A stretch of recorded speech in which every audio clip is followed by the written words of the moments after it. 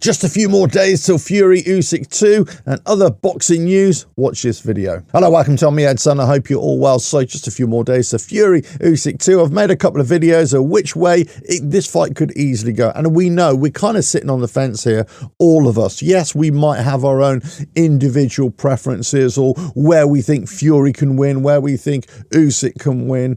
But let's face it, if you're going to be honest with yourself, this is a great 50-50 fight. For me, it is an absolute 50-50 fight.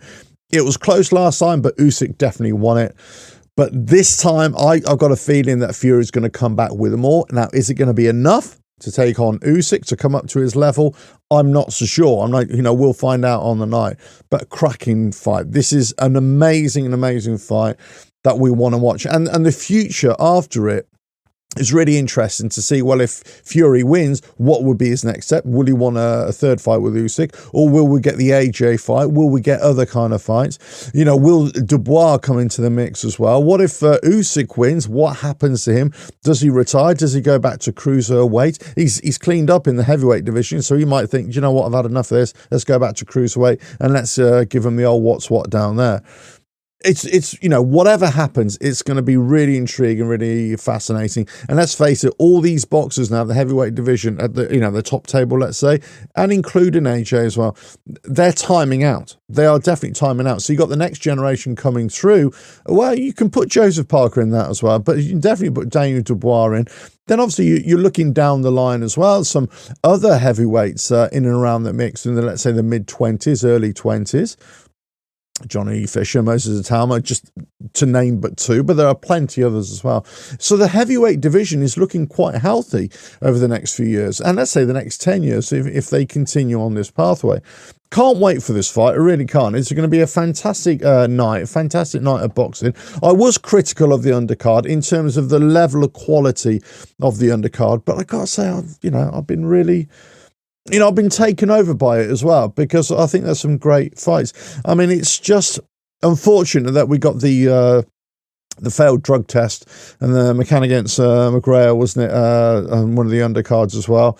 I'm not sure whether they're going to be able to get a replacement for him. I don't know. Well, let's see what happens there. I was really intrigued to see Dillian Whyte fight against Tete in Ebenezer Tete or whatever his name was in the Gibraltar the other night, and. My only point here is about Dillian Whyte is that if you're going to say that you want to be joining this tier group or this elite group, this top 10 group, well, you're not showing it, are you? In the last two fights that you had, one in Northern Ireland or Ireland, wherever it was, in Gibraltar, you just haven't looked great at all. So if you go in and you have an 8 rounds, a slugfest, as we saw, and you're getting hit. The art of boxing is to hit and not be hit. And I get it. Every boxer gets hit. But he's just leaving himself wide open against questionable opposition. And then you're kind of thinking, another night at the office that wasn't that great. And then you're kind of saying that you should be, getting the big fights. And you think, I'm not so sure. I still think you have to prove yourself here now. Look, is there another boxer out there that's kind of failed to impress the last few fights? And I would say that would be somebody like Joyce. Okay, I would say somebody like Joe Joyce. And I would say, okay, these two fighters haven't really proved themselves. I'm not sure Dillian Whyte is proven enough to me to get in the ring with Joe Joyce. So I could be completely wrong here. But I think that's where we're at right now. If these two can get it on, I would say, okay, that'd be an interesting fight. Let's just see how they are. But it just didn't look good at all. Other boxing news, Inoue, who was supposed to be fighting on Christmas Eve, wasn't he?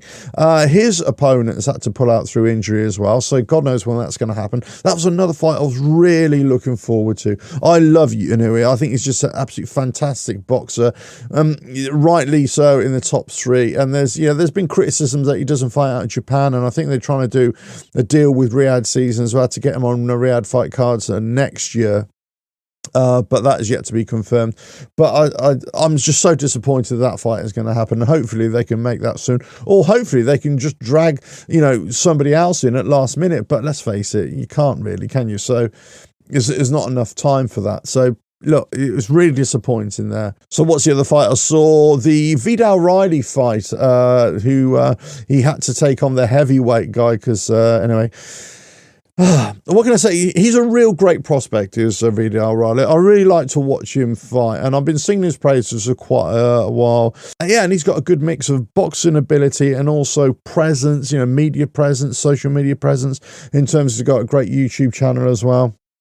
But it's almost as if he went into the first round and he got his man out of there in the second round. He was there on a mission to get this guy out of there as soon as possible. And it looked ragged to me. It just looked as if he was leaving himself open. He was going in with big looping overhand rights as well, leaving himself wide open. Now, I get it. In fact, I'm going to defend him now in this, that the performance was worthy of the opponent in which he was up against. Obviously not a higher standard. He was brought in at last minute. It wasn't at the races, of course, in terms of talent, maybe not even in fitness. And obviously he was a heavier guy, so he was going to be slower as well. So I think he could get away with the kind of things that he was doing. But if you're going to fight anybody in your own weight class, and if somebody who's a lot better, I think Vidal Riley on that performance is going to struggle. So I'm sure he knows this. It's not for me to say. And I love watching him fight because, hey, listen, I don't know much about his background in terms of, personal background and everything like that. But he's got the Joe Fraser in him. The way he moves, if you go look at old Joe Fraser fights and look at Vidal Riley, he's got that kind of movement, that kind of stepping, that kind of, shaking, movement of the head, dipping and probing backwards and forwards with the hands as well. He kind of does this, very Joe Fraser-like. Now, whether Joe Fraser was his dad's favourite fighter or his coach's favourite fighter, and whether he's seen lots of video reels of Joe Fraser as a young lad, I don't know.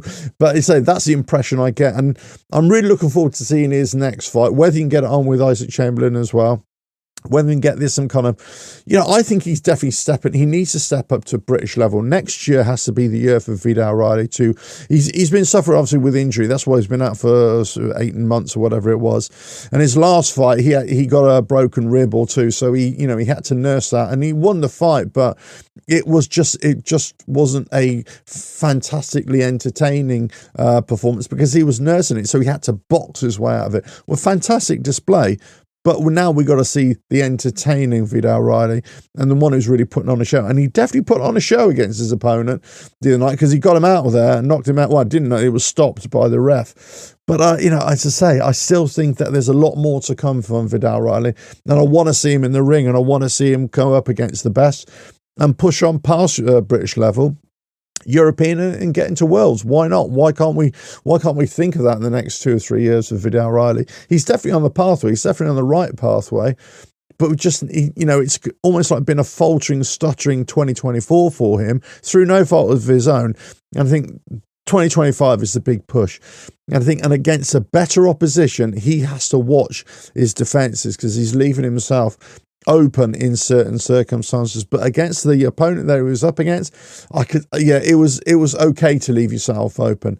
Yeah, he was right to get him out of there, definitely right. But I watch out for your free next opponent. That's all I would say. So back to Fury Usyk, who's going to win? Really can't say. I'd say I would definitely think that the money would be on Usyk to win again.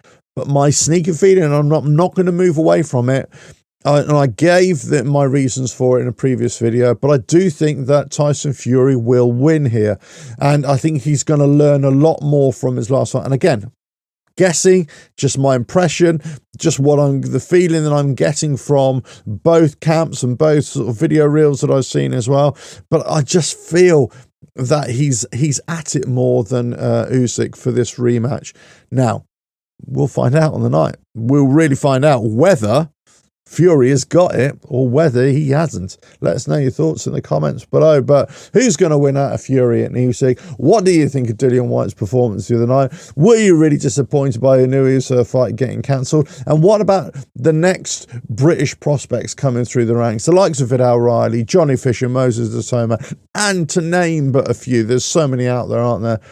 Who's really grabbing your attention over the next over the next few years, you know, to come through. And what have been your major disappointments as well of 2024? For me, well, it's always the failed drug test.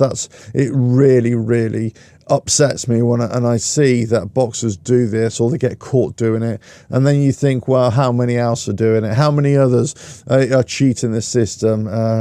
It's just shocking, really. Let us know your thoughts in the comments below. If you like what I do here, just keep on watching the videos and I'll catch you again. Bye now.